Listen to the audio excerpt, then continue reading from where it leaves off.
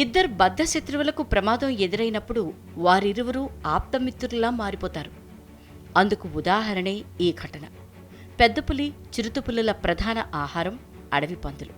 అడవి పంది వీటి కంటపడిందో దానికి ఆ రోజుతో ఆయుష్ ముగిసినట్లు. అలా ఓ అడవి పందిని వేటాడింది. పులి నుంచి తప్పించుకునేందుకు అడవి పంది పరుగందుకుంది. వదిలేదే లేదన్నట్లు అడవి పందిని వెంబడించింది పెద్ద పులి. ఈ క్రమంలో రెండు జంతువులు ప్రమాదవశాత్తు ఓ బావిలో పడిపోయాయి. ఆ తర్వాత ఏం జరిగిందో మీరే చూడండి.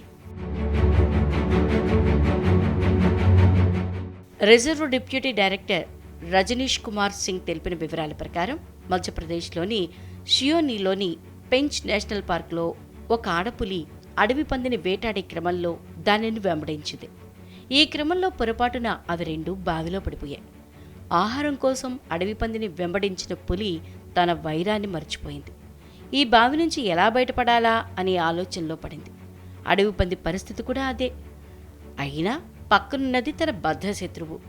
ఏ క్షణంలో తనపై దాడి చేస్తుందోనని ఓ పక్క భయపడుతూనే తాను కూడా బయటపడేందుకు ప్రయత్నాలు చేస్తోంది.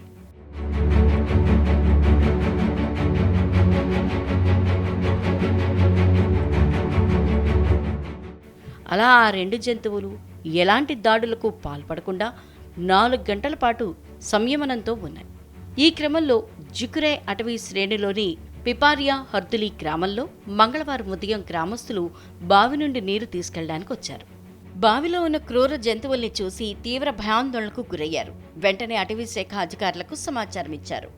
గ్రామస్తుల సమాచారంతో అక్కడికి చేరుకున్న అటవీశాఖ సిబ్బంది, అధికారులు జంతువుల్ని రక్షించేందుకు ఓ మంచానికి తాడు కట్టి బావిలోకి దించారు. వెంటనే పులి దానిపై ఎక్కి కూర్చుంది. అలాగే రెస్క్యూ టీం హైడ్రాలిక్ క్రేన్ సహాయంతో బావిలోకి ఒక బోనును దించారు. చాకచక్యంగా పులిని అందులో బంధించారు. అలా పులిని రక్షించారు. పులి బోన్లోకి వెళ్లగానే ఆ మంచంపైకి అడవి పంది చేరింది. అనంతరం అడవి పందిని కూడా అదే పద్ధతిలో సేవ్ చేసినట్లు అధికారులు తెలిపారు. ఈ ఆపరేషన్లో 60 మంది సిబ్బంది పాల్గొన్నారని రజనీష్ కుమార్ సింగ్ తెలిపారు.